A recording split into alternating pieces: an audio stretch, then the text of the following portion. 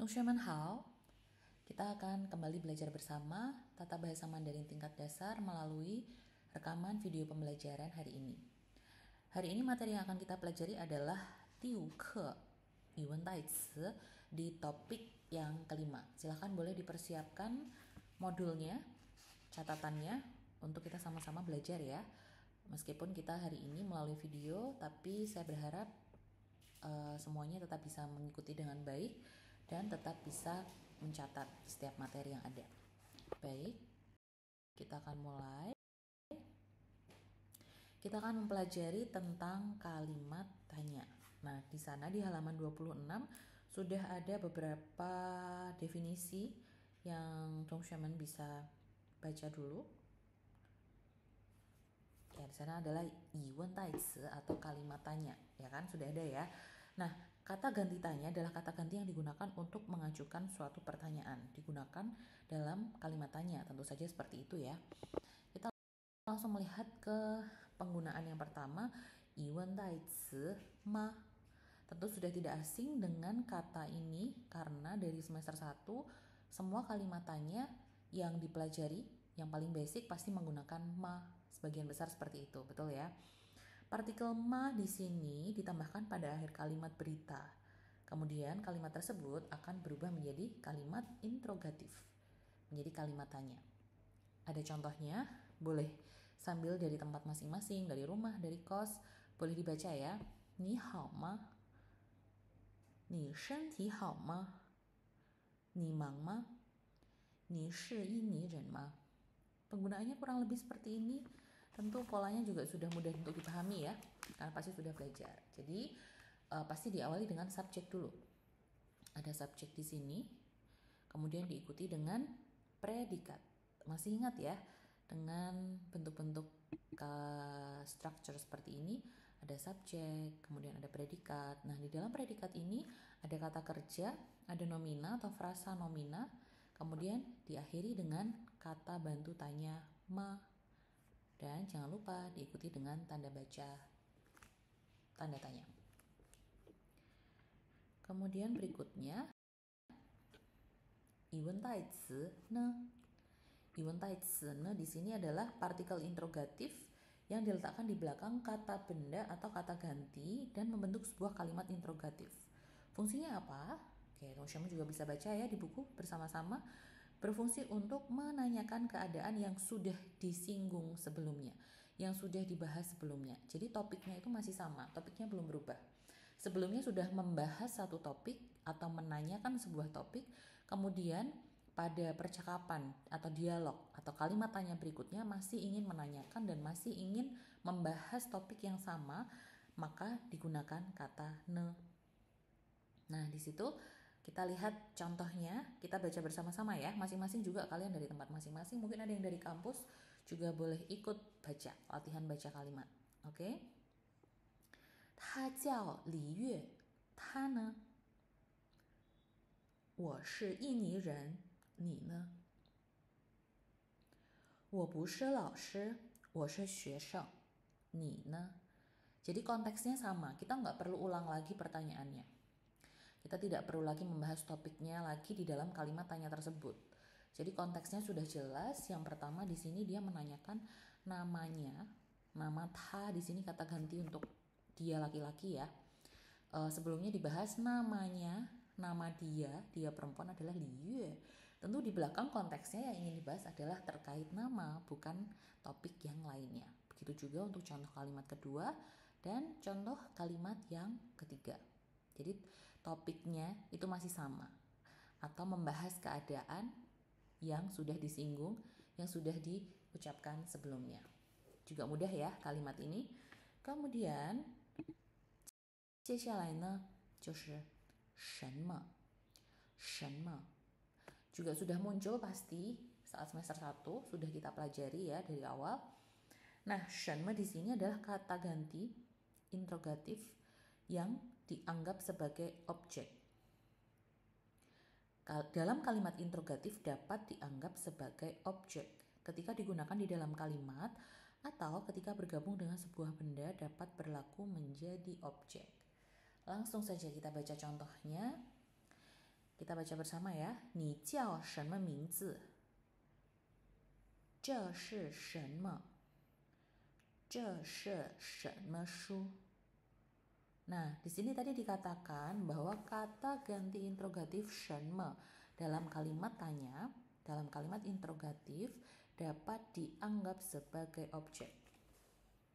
Jadi yang ditanyakan itu pasti adalah sebuah objek, sebuah benda. Apa itu? Karena 什么 sendiri artinya adalah, ya betul sekali, apa. Betul, seperti itu. Ini juga sangat mudah ya. Oke, kita lanjutkan. Berikutnya adalah 谁 siapa, 谁 siapa.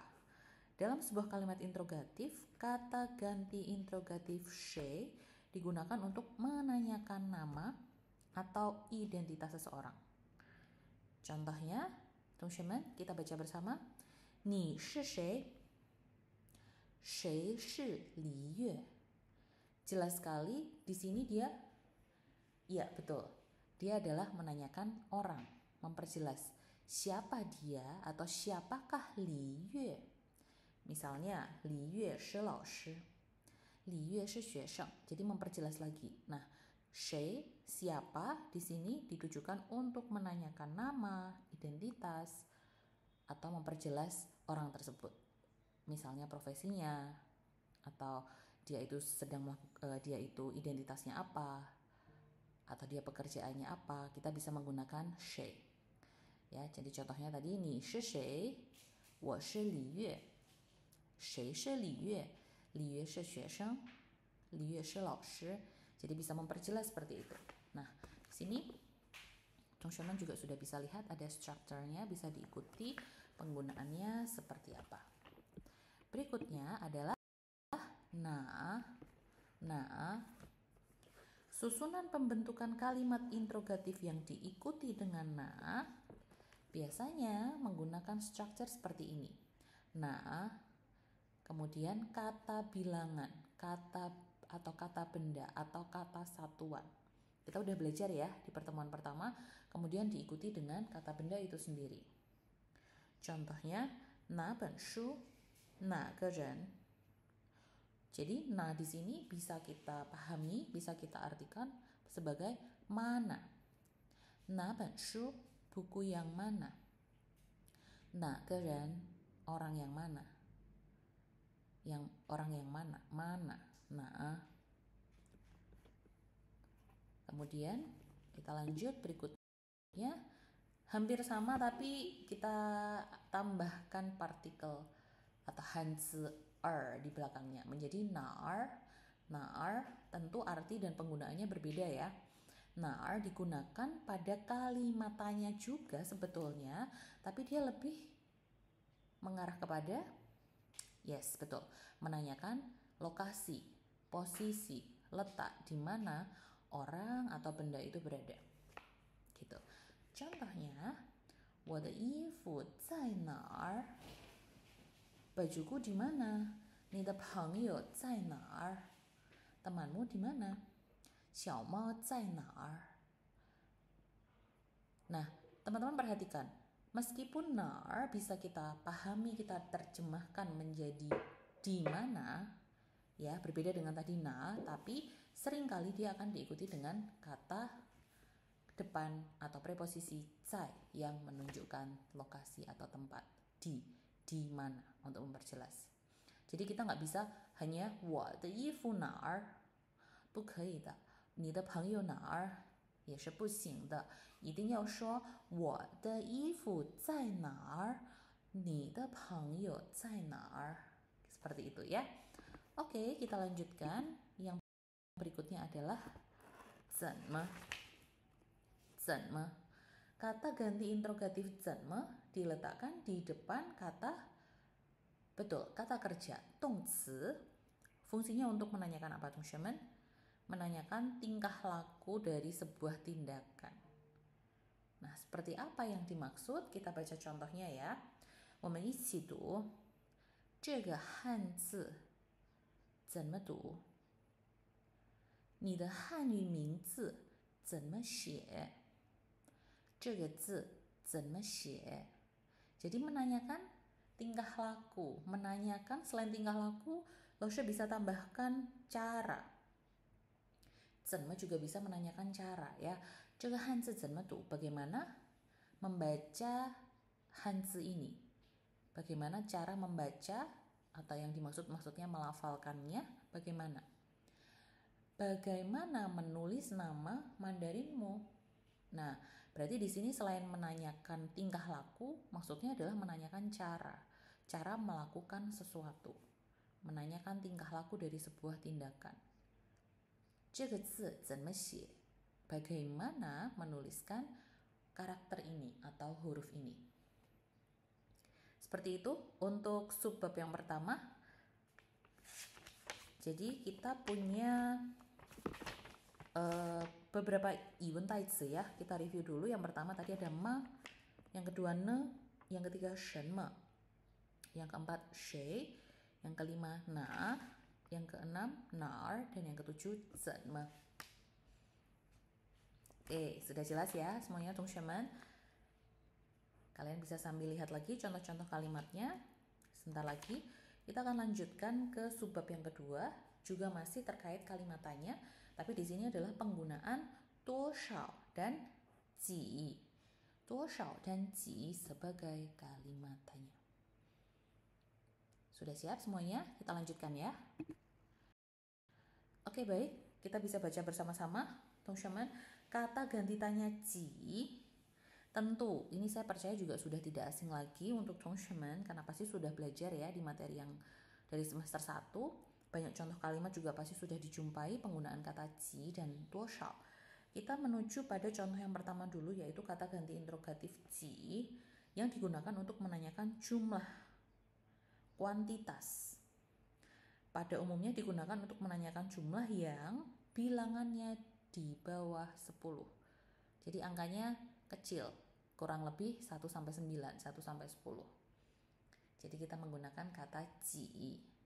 Nah, contoh kalimatnya agak lumayan banyak. Kita baca bareng-bareng ya. Semuanya teman-teman, kan laoshi du isya. 你有几个汉语老师?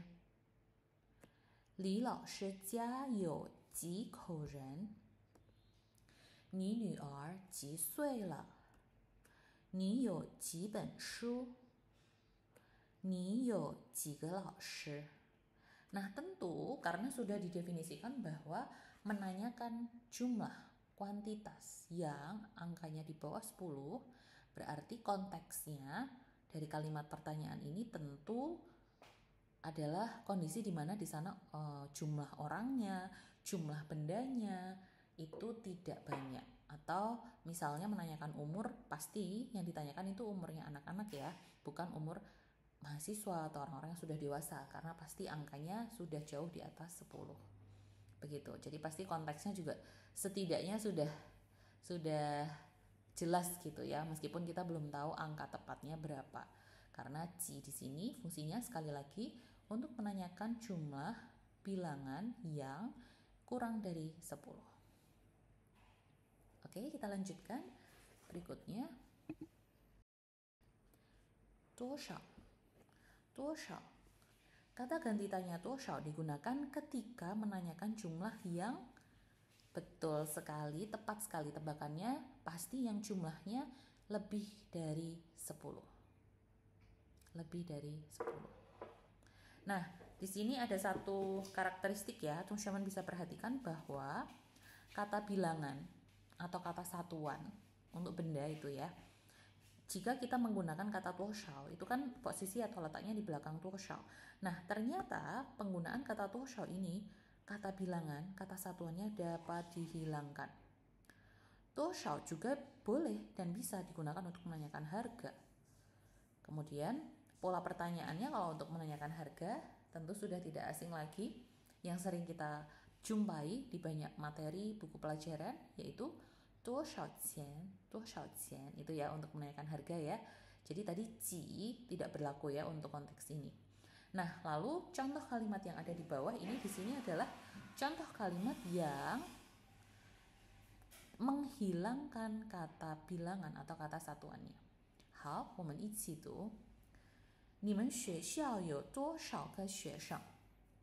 Sebetulnya Kalau kalimatnya utuh lengkap seperti itu. Tapi kata satuan kata bilangan ke yang di dalam tanda kurung itu boleh dihilangkan menjadi 你们学校有多少学生?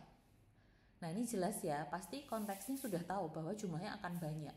Sebuah sekolah, sebuah kampus, sebuah institusi, tentu muridnya akan banyak. Cuman kan belum tahu nih tepatnya ada berapa. Tapi tetap sudah menggunakan kata tushao dalam kalimat tanya itu. Kayak gitu. Lanjut, kalimat kedua, 你有多少个汉语老师? Ini sama ya penjelasannya dengan contoh kalimat yang pertama bahwa kata bilangan, kata satuan ke boleh dihilangkan. Kalau tidak dihilangkan boleh tidak. Saya mau menggunakan yang lengkap 老师 tentu saja boleh. 当然可以. Contoh kalimat yang terakhir, 这个杯子多少钱? 这个杯子多少钱? Ini konteksnya adalah penggunaan kata 多少钱 untuk menanyakan harga. Nah, materinya dibilang banyak juga nggak terlalu banyak ya, teman-teman ya. Saya rasa cukup mudah untuk dipahami dan dibilang sedikit ya, karena kelihatannya tadi ada 6 jenis iwen taisi. Tapi nggak masalah, teman-teman bisa ulang lagi nanti videonya, bisa dibaca lagi. Dan boleh nanti bertanya di forum diskusi sepada kalau masih ada yang belum dipahami. Seperti itu ya, saya berharap teman-teman juga tetap semangat belajarnya meskipun kita belum punya kesempatan untuk bertatap muka. Nanti kalau kita sudah ada kesempatan bisa tatap muka lagi, kita bisa diskusi lagi, kita bisa belajar lebih banyak lagi. Nah, berikutnya tugasnya silahkan di halaman 30, 31 sampai 32. Ya, ada 15 soal. Betul ya?